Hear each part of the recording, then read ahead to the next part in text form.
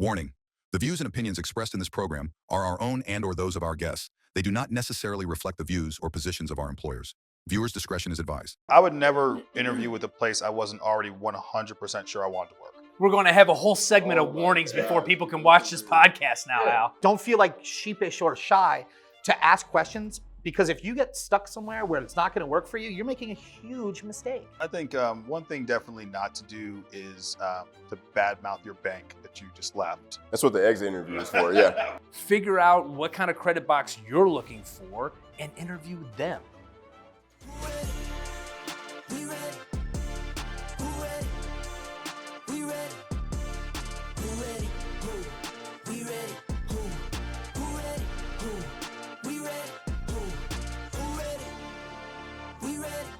All right, guys, fourth and final episode in Arizona.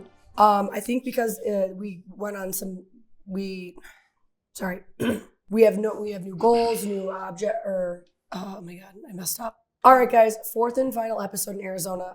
We got on the topic of, all right, guys, fourth and final episode in Arizona. I know a lot of people can, start to bounce around and put their feelers. What is wrong with this man? Why is he crying right now? BDOs. Have you ever had a borrower bring in like a brother-in-law to do their life insurance? Doesn't end well, does it? We've all been there. When you require life insurance on your SBA loan, it's critical that you bring in a company that specializes in getting these policies in place for the SBA loans. The last thing you want is for life insurance to be the holdup. We all know that's a rookie mistake. SBA Protection Quick Close Life Insurance is the fastest, easiest way to secure the insurance protection that your borrower needs for their SBA loan. Their process is simple, hassle-free, and only takes a few minutes of your borrower's time. No lengthy paperwork, no complicated forms. They even have programs that don't require labs or doctor records for approval. And best of all, you will have the collateral assignment back in less than 24 hours. It's a no-brainer. Go to SBAprotection.com for more information or email Adam Bergen at adam@sbaprotection.com. All right, guys, so we are going to talk about what to do in an interview and what not to do in an interview. Let's go ahead and start with Alan. I'll tell you, interviewing is something that I no longer have anything to do with, but once upon a time, when I did, I saw some really great stuff. I was able to go with Chris before, who you're still very involved in that, and we can get into that later. But I think, the common mistakes in the interview process is being, disingenuous or trying to answer the way you think you should answer rather than actually be yourself. Because if you're misrepresenting kind of who you are and kind of what you're about, you get yourself in a jam in the long run, right? You want to find something that's going to make sense for the employer and for yourself. And, Q1, we see people sometimes shifting around. We get the LinkedIn updates. Some folks, 4 banks, 4 years, keep going. Alan Big Peterson announcement likes coming this. soon. Yeah, Big big announcement. It's coming soon. And, ultimately, I think that the biggest thing, in my opinion, is coming across as disingenuous or cheesy, because people can read right through that, right through it. So then the obvious benefit is the inverse. Be yourself and communicate effectively.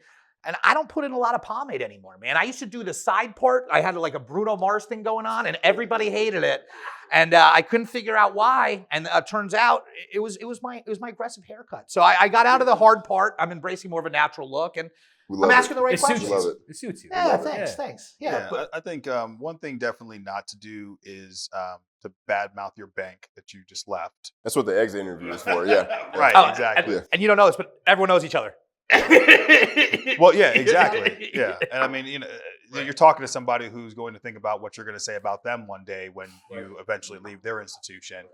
So just sitting there, and it also sounds like you're making excuses. Yeah. If you're just saying, oh, they're this and they're that. And it doesn't sound like you're really taking any ownership for anything that went wrong, at your last bank. And so I would say, yeah, just make sure that you can give a reason for why you're leaving, and you can be honest, but make sure that you're not going over the top and bashing and making it sound crazy. Just, be natural about it. Right. Yeah, 2 things. Like, 1, what to do. You definitely need to talk to someone at that bank, particularly a BDO, to get the ins and outs, the inside scoop, insights on process.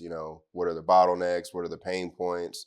What really is the credit box, not just what the sales manager, division leader is telling you, right? Talk to a team member, a BDO first, really have that conversation and interview them. That's something you should do. What not to do is, your production, be truthful about the source of that production. I see it so often where, I'm a $20 million producer, 30, but, if part of that came from, fintech referrals that your bank already has set up, and like, be truthful. Like, I did 20, but 10 million came from this large fintech partnership that I was the lead BDO on. And so I was able to help like structure those deals and coach the borrowers, but I didn't bring in that production, right? And your sales manager, whoever is hiring you, they will have, realistic expectations of what you can do. And they will appreciate you being transparent about that, because there's a difference between being a $20 million producer and you brought in all that volume. Or I processed $20 million or worth of loans. Process that. Right. I see that so often now with marketplace lending, or just sales managers who don't have time to work on deals, so they funnel it out to the team, right? So be as transparent as you should be with how your volume is sourced, because they're hiring you to source volume for their bank. They're not hiring you to process volume unless you're a product specialist, Right? Which that is a role at some banks. They're not BDOs. but that's a different episode for a different day. But my main thing is I've seen where people are just not transparent and forthcoming with how their volume is actually sourced and how much of that number is because of their efforts in outbound calling. I haven't had an interview since like 2007, like a true interview. Fun fact, that's the year I graduated high school. Well, thank you for that.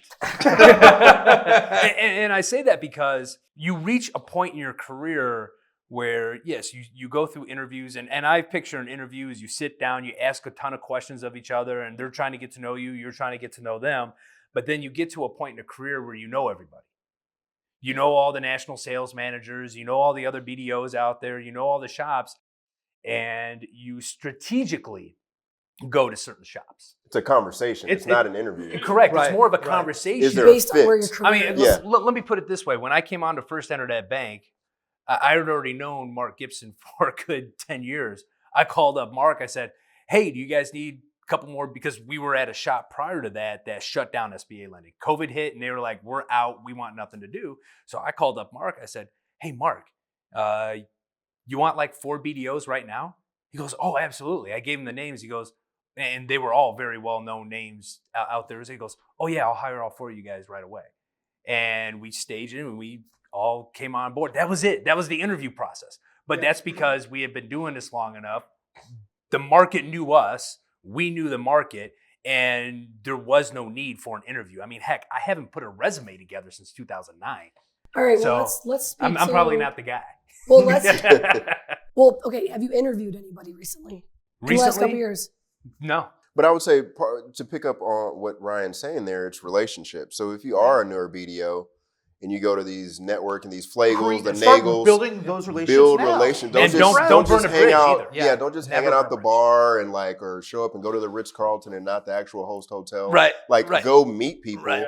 have conversations with them, because you never know if that person is going to be a sales manager one day, and then you can just call them up and say, hey, I'm looking to make a move, and you've got a relationship already built. So that is super important for newer BDOs. Because I'll too. tell you right now, we've already got an amazing sales team at First Internet Bank, but we've already made a name for ourselves. In the short 5 years that we've been out there, we've made a really big name for ourselves, that we're aggressively doing deals. We're doing the right ones. We've got an amazing pipeline. We've got an amazing system, an awesome back room. We're doing everything right. And so we're getting BDOs calling Mark all the time like, hey, are you hiring? Hey, are you hiring? Well, guess what? I've known Mark for years. Mark's not hiring anybody unless he knows them, unless he knows him from the market, because that's the type of guy Mark is. Mark wants producers. He wants good BDOs. But more importantly, he wants BDOs with good reputations. Right. Mm-hmm. That are You not know. doing bad, crappy deals, anything That's for right. a number. You know That's what I right. mean? Right. You know, he's been doing this a long time. He's a great sales manager. So he wants to make sure that not only does he feel comfortable with it, he knows the market's going to respond positively to that hire, because that's good for the bank and that's good for that BDO as well. So that's important. Let's speak to the new BDOs. They're going in for their first interview, or obviously most of the time they've done work up to the point to transition into a BDO. And I feel like nobody just becomes a BDO. Hey, I decided to apply somewhere and become a BDO. I did, but You did. Yeah. But all of you guys. But you did. I was a loan but broker for 7 years. I was about to say, but I you like already to, had a I like reputation. to play that off, but yeah, I knew what I was doing. You had a reputation. You had a presence in the market as being a Right. loan broker, so you knew the I knew what process. to You do, knew it. yeah. Yeah. But what I'm saying is, like, you were an underwriter before, I was an underwriter. Yeah. and then you were also an underwriter. Underwriter, yeah. And you guys transitioned into becoming BDOs. Yes. So when you, I was an underwriter as well. so when you did Portfolio manager. that, yeah, okay, so there you go. Yeah, I like to manage risk ongoing. So when you guys, That's how he knows the SOP so well. Alan as the credit guy for this season is like, I'm all for it. so Hey guys, I'm back. Honey, I'm home. I got the Ozempic you ordered.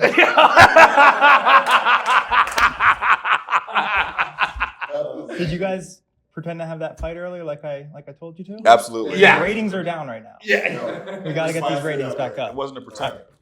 Oh, we're not recording right now, are we? We are. Yeah, we're leaving that in. We have to leave that in. And what's in the box, by the way? I thought he was going to pass Sorry out about that, free guys. merch. It's interesting though, when I'd said, be yourself, but be careful with that too. I remember when Chris and I, there was a gentleman that, you were interviewing and then you had something going on and you're like, hey, meet with this guy. Tell him what it's really like. Let's see if this is a fit, check in. I'd like to get a second opinion on it, whatever, right? So I had my little office in a cave with no windows, which is the right place for them to keep me at the time, right? And this dude comes in and he's like, yeah, man, for me, it's a lifestyle job. And I'm sitting there like, wake up every morning. I'm chilling. I'll get up there around 10 o'clock and check my email and Wakeboarding. like, I go, well, why are you looking, right? He's like, oh, my chief credit officer is just a total jerk. And he's just going on and on about this. And I'm just like, yeah.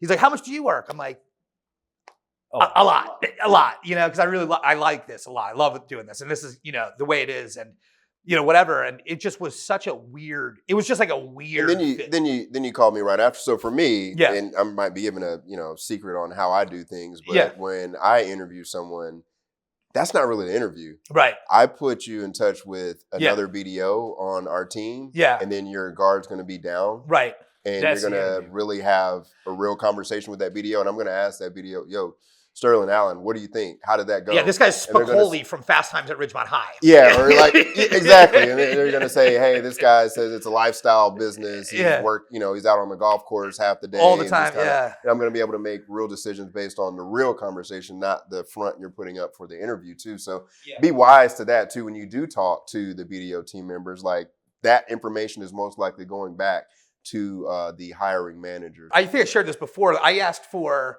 when I came over to the internet. Yeah. I was about to bring this up. Yeah, Tyler gave me Jared's number because he thought that you'd be mean. Yeah. That's exactly.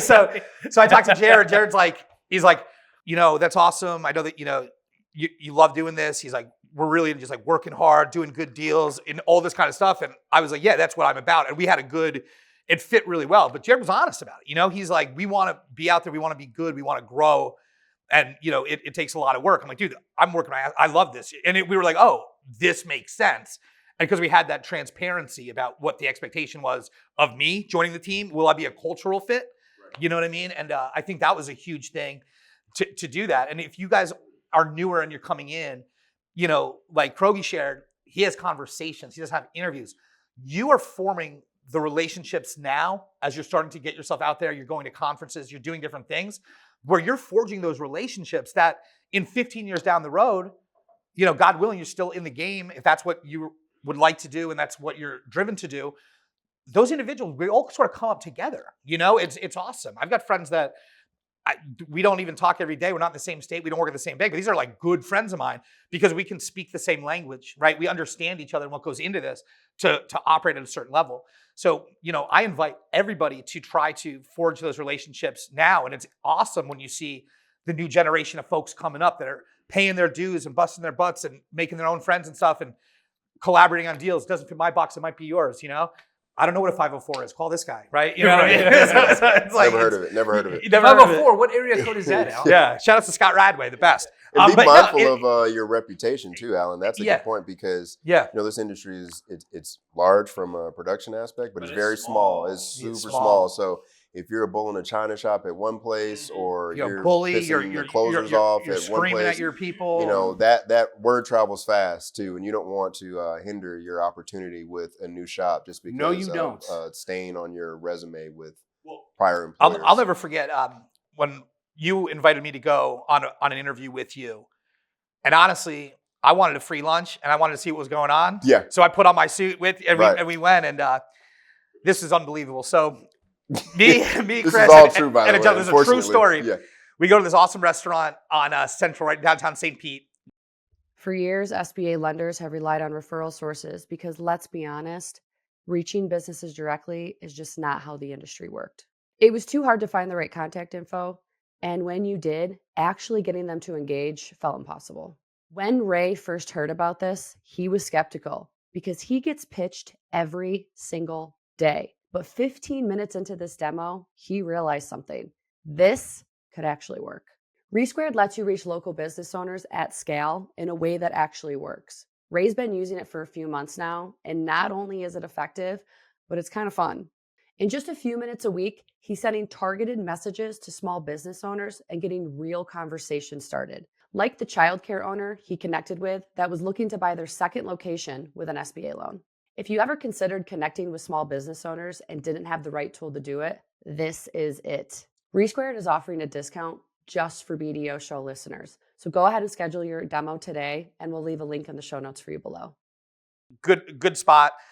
And we're going through the resume, and I notice in things where it says like, it doesn't say like originated this amount of money. It doesn't say like closed this many deals. It was based on term sheets out that never came back. Like they were like baking in all these other figures, Which weren't signed by that BDO He as didn't well. even sign They his were own signed terms. by somebody else. So what we had was an individual who was misrepresenting their role, period, and then their production. So we're sitting there, and I'm kind of a no-nonsense guy, especially at this time. I was, doing my thing. It was a different chapter of my life, and I was a little more aggressive. About 100 pounds ago, a lot of I was wearing suspenders still. I felt like a 19. This is pre-Hollywood weight loss drugs. This is before I was on the miracle Hollywood weight loss drug. Shout outs, those guys. But I was kind of dressed like a steel conglomerate in the 1920s, if that's the right era.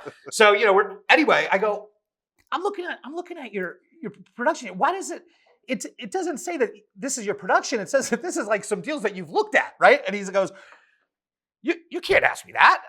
I go, I'm here to ask you that. A lull goes by.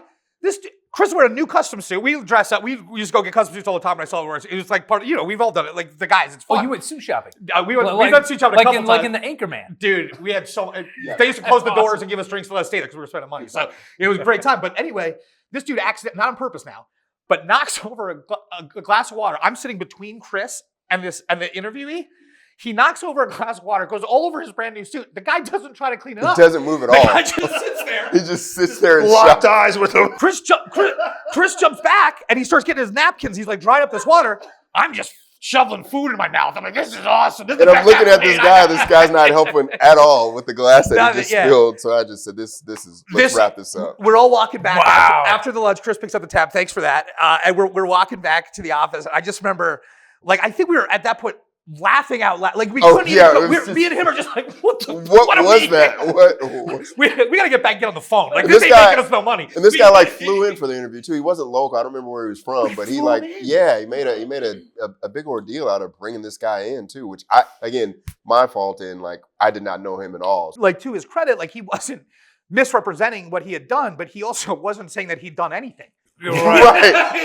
It's like, why did you come here knowing that this is the story you were going to tell? You can't ask me that line. So to piggyback off that as a thing that you should do in your interview or in the interview process, what I've seen some other good BDOs do is they basically know exactly what they've closed. Right. So they can actually They say have like, that hey, spreadsheet. you have a spreadsheet, it's on Excel or Be a however they want freak to in a do it. spreadsheet. Yeah. And to say, Yeah. hey, here's what I've done in the last 24 months. The use of And proceeds. you can see the dollar exactly, amount, exactly. Spread. Here's the Yeah. exact Spread. loans that I was able to Broken get done. number, yeah.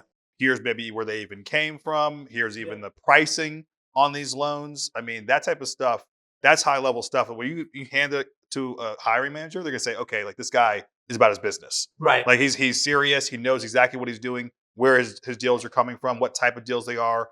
If he's a 25-year paper guy, if he's a 10-year paper guy, Like that's the type of stuff that you should be coming to a hiring manager with. With that point too, even if the overall number isn't some astronomical figure, right? But you showed that you are that organized and you're targeted. I think that shows promise in somebody that's growing. And I'm going to take a shot on that person that might only be at, 10, knocking on the door, 15, they're early in their career, but they're going about the right way. That's a lot better than saying, I've been around $30 million in term sheets. I've been in the same room as some PDFs that equaled $30 million. I've seen some emails with the PDFs attached. What do you guys think about the old trick of saying, hey, I closed 20, but I sent 10 out that got done somewhere else? I hate that. What are your thoughts on That's that? not your job. You're not a closer. Yeah, man. you did. You're not You're not a loan broker. I kind of see it on both sides, though. I mean, I understand what you're saying. It's not your production. Let's stop right there, right? It's not your production. But if you're coming from a place that had maybe a less flexible credit appetite, going to a place that maybe has a more aggressive credit appetite, you can say like, hey, this is the amount of deals that I'm actually touching that will get done. Well, then to put it in that format, say, I closed $30 million at my shop right now, but I think I could have closed $50 million. That's how you do it. Because That's their right. credit box had a new credit manager that shrank it, and I do these type of deals that I know you guys That's do, exactly that the we way to all of a frame sudden it. cut it off. Right. So yes, I think there's a way to say it. That's my point is that. You don't say my wife's LLC made. Oh, am I keeping it too real? Is it getting hot in here? Let me put my credit hat back on. We're going to get in trouble again. We're going to get in trouble again, Al. Warning. New year, old me. There's about to be 5 new warnings. We're going to have a whole segment of warnings before people can watch this podcast now, Al. That's the way you do it. That's And you know what? I closed one. I bet you I could have got about 10 mil. Yeah. I thought looked good fundamentally, but because of the appetite had changed a little bit, the collateral exposure maybe, da-da-da-da-da-da. And that's how you word it. You don't Right. say, man, I did 30 million, but because my credit manager is an idiot, I had to get Right. 10 decline. No, you don't say that. You don't say you got 10 decline. You say that the credit appetite changed. Right. We went in a different direction because we had some portfolio stress here, which made sense because they were doing it this way, but I know you guys do it this way. Oh, yeah. That's what's attracted me to you because I could grow that 30 to 50 easily, given your credit box, your credit manager. I mean, just lather The opportunity. the lather in the the butter, man. It Talk also them up. shows- Just give them all. it also That's the show- spirit of the interview. That's the spirit of the That's the interview. spirit That's of the right. interview. But it also shows that they did research on the company that they're interviewing with. Great and they're point. like, Great point. okay, I know I wasn't able to do that there, and I only facilitated this much in volume. Right. However, now if I come here, I will be able to do that. I know That's I can. right. And another answer is, I know you guys got some big producers there. It's got to be that easy. I'll just do that too. You know what I mean? Like that's not. Oh, that's I can't Yeah. stand that. It's like, well, if I just had, if I was over there, I'd do 60 or 70. Like, sure you would. Yeah, dude. If I remember correctly, I think we hired somebody who said exactly that at this At conference. Yeah. like Thanks, 2 or 3 years Ray ago. Yeah. Drew. Yeah. No, I'm just kidding. But continuing on from that, I think as an interviewee, Yeah. the most important conversation you can have is credit box beyond Yeah. everything else, right? And I feel like a lot of BDOs don't have that. At least when I interviewed, they don't ask enough questions about the credit box, right? I'm going to say, do you have any questions? They're like, I go straight to credit. yeah, Yeah. you got to know what the credit box is and what deals you can get done. Like just having a general sense of, First Internet, a lot of people put up 70 or 80. Well, do you know what types of deals If you those are? if you What's come the over spread? here, What's the I do structure? franchise startups. You're not a good Yeah. fit for where we work. Or the pricing Yeah. that needs to fit. So you need to have that conversation. Have the conversation with the credit manager. Talk to the credit manager and bring him 4 deals. Mhm. 4 deals. Give him detail, obviously without using proper nouns. But Yeah. give him detail on those 4 deals and gauge their interest on if they can do them or not. Right. And that'll give you a sense whether they're going to be able to do your deals. And it also lets the new credit guy know if you're bringing trash, right? Yes, exactly. Yeah, that's true. Credit to you for assuming I have 4 deals to bring. Yeah. What if a BDO were to come in and be like, "This is my niche. This is what I do." I mean, I think that's great. Like again, it's all about being transparent. So if you say I do a lot of HVAC service type business, M&A activity in the trades, like then perfect. We like that vertical. Everybody likes that vertical. Yeah, That's I don't awesome. think that telling an interviewer like you have a specific concentration would ever hurt you really, unless they've had a very poor experience with that industry, right? Then like you don't want to be there anyways because they're not lending to that. Right. I think it's your advantage to say I focus on M&A activity between 1 and 3 million, in trade businesses or in insurance agencies, right? And they're like, okay, well, not only do they know SBA, they know this particular industry too. We've got an expert 2 times over. What does Mark say every time we're on a call and Bybee or somebody else in our back room brings up how I do a bunch of liquor stores? Like they'll be, and Kroge's liquor stores, and Mark, everybody goes, man, I love liquor stores. Yeah. Every time he goes, love liquor stores, love them. Yeah. And it's always funny too. It's like when on a call they'll be like, yeah, we looked at this one deal. It was, a liquor store in Detroit. Everyone obviously knows he's talking about a Kroge deal. Right? They're like, yeah, that's funny. They still wouldn't do that rehab deal I had because I thought we owed it to the universe to offset all the liquor stores we've done, but apparently some of that cash flow wasn't quite as good as I thought it was. So what are some things that we can do to better prepare our future BDOs for the interview process? Ryan? Don't spill water. On a custom suit. Do your homework on the bank you're going to. Do your homework on the financial institution that you're about to go do an interview. Understand who they are, when they started, what type of bank it is, whether it's a bank, credit union, or a lender. Right? Figure out what kind of credit box you're looking for and interview them. Yeah, 100%. I would never interview with a place I wasn't already 100% sure I wanted to work. If I'm not already sure, like this is completely aligned with what I want to do and where I see myself going, why would I interview there? It doesn't make any sense. Well, it all starts with my friend Kevin Rafferty was kind enough to join me on a free game Friday. And his whole thing was find out what the deals the bank wants to do. Yes. You got to know. You got to know the credit box. And they'll tell you. So my advice would be to ask those questions. Don't feel like you're overstepping, right? Don't feel like sheepish or shy to ask questions. Because if you get stuck somewhere where it's not going to work for you, you're making a huge mistake. And also don't jump just because the grass looks a little bit greener over the fence when you see me post a bunch of emojis on LinkedIn. It's a lot of work, man. A lot goes into that. You know what I mean? So I think that's the other thing is sometimes it's like, oh, well, if only I did this. At the end of the day, there's some internal checking you can do, some internal soul searching to figure out what element of your personal process can get better, should get better, and quite honestly needs to get better.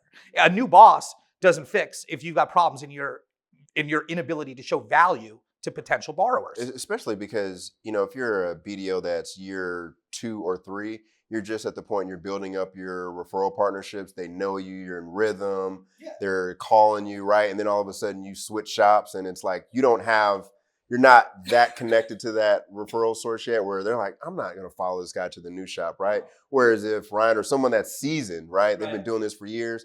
He's got his network of referral partners, whether he's at XYZ bank, person, they're going to follow him. Right. But if you make the move too early on in your career, like that's when you can get into trouble because now you've got to go out and try to get those referral sources to come over with you. And they're like, we're cool, but I liked you at that bank. I don't know if I like you at the new bank just yet. Maybe, maybe not. So that's a consideration as well. And then you need to look up, like when I interviewed as an underwriter, I got the job basically like at lunch. The second question I asked, like, because I looked up their call report. Like this is not things that probably underwriters do, right? A call report is like the health of the bank, their balance sheet and net income. And I just saw their deposits and increase and asked, would you guys run a special like promo? I saw your deposits increase. I don't remember the exact number. And our CEO at the time looked at me like, he tilted his head like, why are you asking that question? You're like an underwriter too. So like you want to understand the health of the bank that you're going to or credit union, not just can they do your deals? Because if they're not profitable, but yet they're producing $100 million in SBA loans, then something's up with that That's bank. right. Then that money that they're making is going elsewhere and they're probably not going to be open for much longer too. Right. So you need to understand the bank itself by doing that research. You mentioned referral partners. Is it a good idea to walk into the interview, like, you're in the middle of it, and do you want to tell them how many referral sources you have, or do you want to say, I've got like 3 really good ones? Does that matter to you? No, I don't think it matters. That's why it's important to have the BDO conversation, right? Because everyone knows I'm Murphy Business Broker Elite Partner, right? But if I go to a bank where, like, I'm not going to name any banks, but I go to a bank that works with Murphy a lot, then you might be stepping on toes where you've got common referral sources, right? So Alan and I work with a couple of the same people, right? Yeah. If I go over to that bank, now it's like, okay, it's in the same ecosystem of that bank, but does it go to Alan or does it go to Chris, right? So that's a consideration too, if it's a large referral What's partner. even fair there? It's almost like I've had people that we're already working with the internet. We talk about your buddy Ray that I'm like, hey, I got great news. And he goes, oh, do you know Ryan Kroge, this guy's he runs marathons? Like, yes, I know. Yeah. Ryan all right, fine. And that was the last time I tried to do a Michigan deal. You hear me? But it's like, but that's the right way, because when I prospect now, I've said it before, LinkedIn, search by key term, loan broker, business broker, whatever, third-degree connections means you don't know nobody that knows that. Yeah. And it might be a good idea to talk to your top 5 referral partners and just say, hey, I'm thinking about making a move over here. And maybe they might disclose, That's hey, a great point. I work with Ryan a lot over there, because you're 20 million. And if 5 million of that comes from, 1 or 2 referral partners, or 7 million comes from 1 or 2 referral partners, and they already work with the bank you're going to with somebody else, then you're now a $13 million producer. That's exactly if right. they choose to stick with that person. That's exactly a great point. Yeah, talk to your referral sources. Yeah. What if your referral sources say, oh, I don't really want to work with that bank that you're going to? Has that That's happened? good information to know as well. Yeah. Yeah, then then it's like it's incumbent upon you to make the decision, Not right? only that, You but just that- have the information to make your decision. I can't tell you if it's good or bad, right? You might not. Maybe you can build new referral sources, or maybe that's a referral source you want to part ways with. Or if that's a referral source that sends you the type of deals that you're used to doing. Like if I've got one referral source that sends me, he's just a savant. He understands liquor stores, and he sends me the vast majority of them. If I were to go to him and say, I'm thinking about going to XYZ Bank, have you ever worked with them? If he were to say, oh yeah, they just don't understand my deals. I've tried going with them. I've tried this. I've tried that. They don't get my deals. I'm like, all right, that's all I needed to know. Mm-hmm. And I'm out. So the main takeaway is having conversations outside of just the interview with the hiring manager. You need to talk to the BDOs that already work there. You need to talk to your referral partners, right? You need to figure out like the overlap. And that goes for everybody. It goes for non-banking institutions and even deposit harvesters. Really, whatever it is, figure out what those things are as well. Like, what other stuff are you going to be expected to do, right? Do you want me just to bang loans? Or do you want me to, are you more... Yeah, to have to get deposits and go out in the community and do your community engagement events, which maybe you're into that, maybe you're not, but you need to know what outside of production am I expected to do. What's next. Well, I think that's a wrap for our 4 episodes. You know what's next? Happy hour. Oh, yeah. You got the shirt for it. All of our friends. Espresso Tinis, baby. Let's go. The official drink of the BDO Show. Dry January has come to a close, In the boys. spirit of the program. All of our very best friends are in the same building, so we're going to wrap up episode 4 in Arizona. Thank you for being with us, and we will see you next Live time. from the BDO retreat. If you haven't been to one, try to get in next year. It is the best out of the year. I get a Sells ton out out of it. fast. But production will be verified. Yeah. Oh, snap. Oh, nice. Oh, dude. Why didn't you pass it out during the show? Oh, it's terrible That's what I'm catch. talking about. You didn't cut that out. Oh, thank you, Ryan. I'll be taking my talents to the BDO Show. Let's go.